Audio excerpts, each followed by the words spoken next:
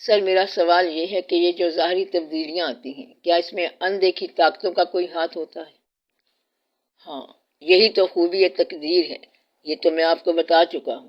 مثلاً ایک آدمی ہے، وہ بیٹھا ہوا ہے ایک ایسے جہاز میں جس نے ٹوٹ جانا ہے، موت کے اوپر بیٹھا ہے، لیکن مطمئن ہو کے اپنی چائے پی رہا ہے۔ اب آپ کہہ سکتے ہیں کہ اس کے آخری لمحات اطمینان کے ساتھ گزر رہے ہیں۔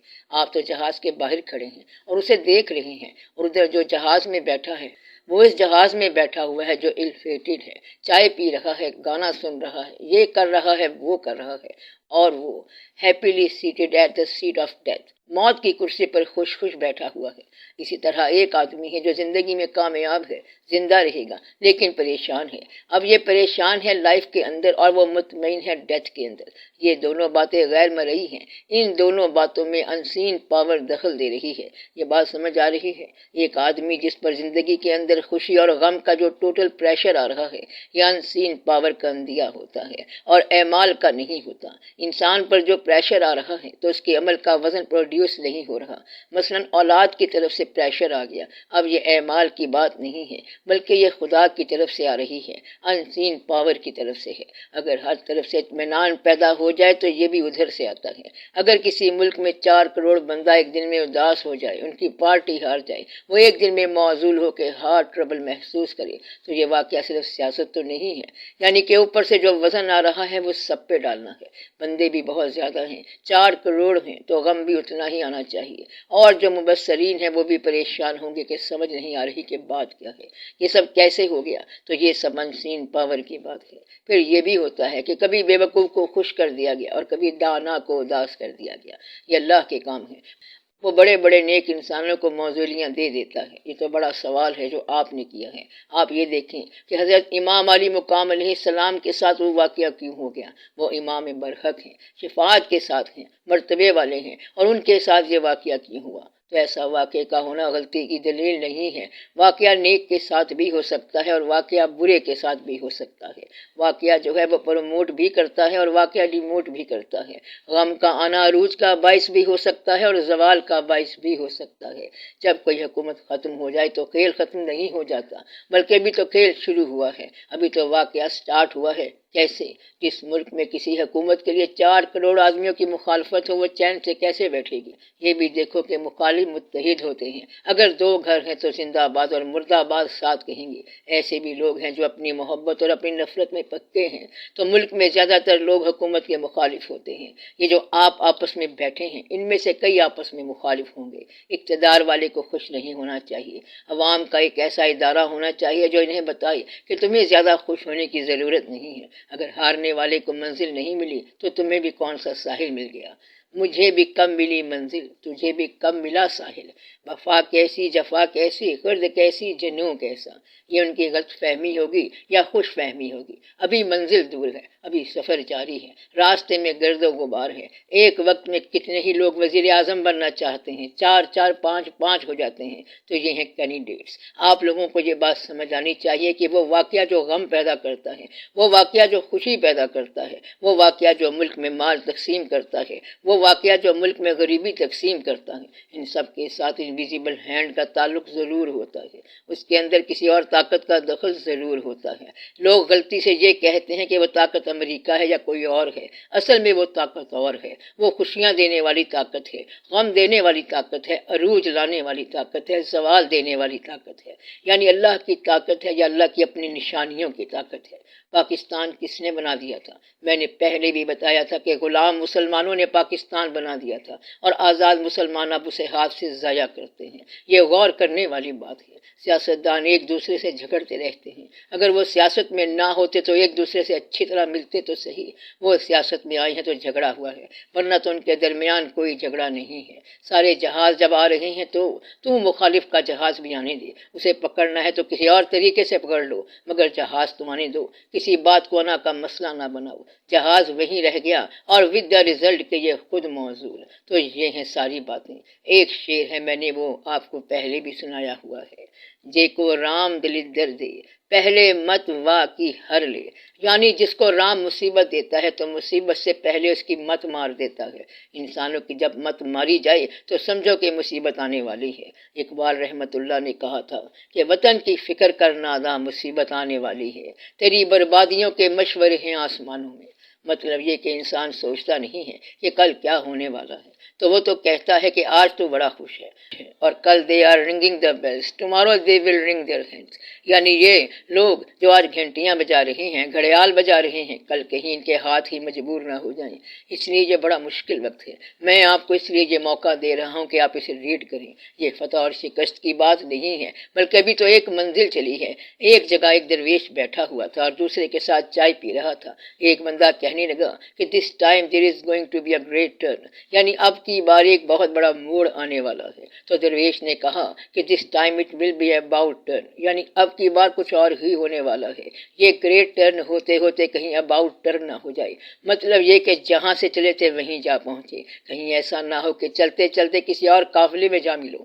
اس لیے پہلے اپنے قدم زمین پر لگاؤ، اللہ کا شکر ادا کرو اور دعا کرو کہ یا اللہ انسانوں کے درمیان نفرت کی دیوار نہ بنے۔ نفرت پیدا ہوئی تو جھگڑا پیدا ہو سکتا ہے۔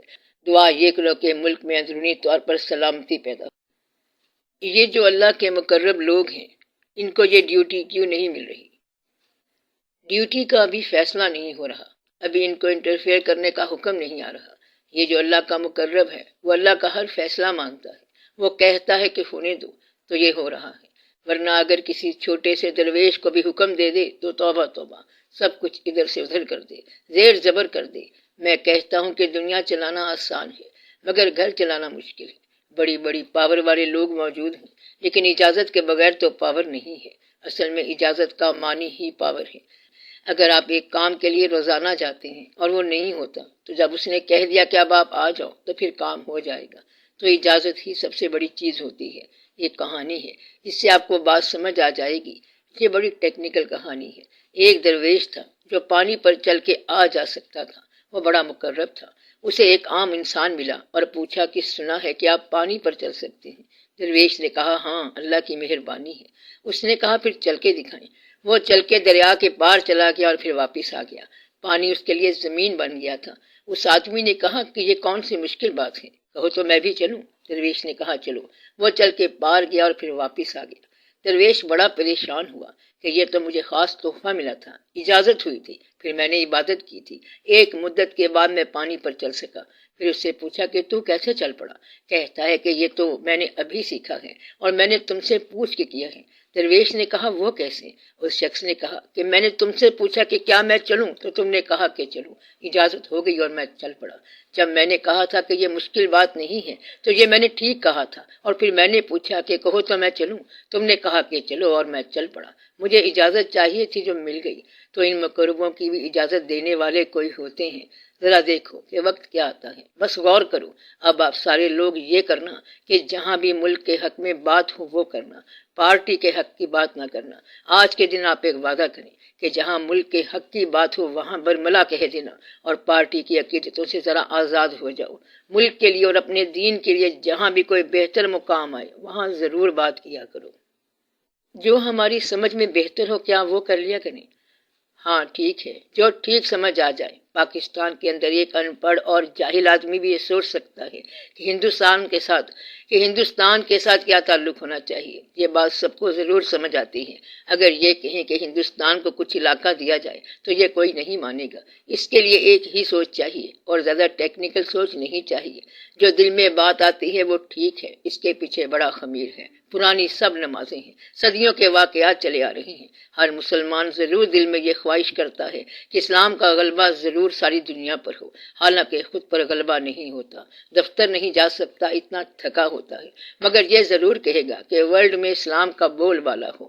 ہم ہر طرف اذانیں دیں گے، حالانکہ وہ خود نماز نہیں پڑھتا، لیکن خواہش کرتا ہے کہ ہر طرف دین ہی دین ہو جائے۔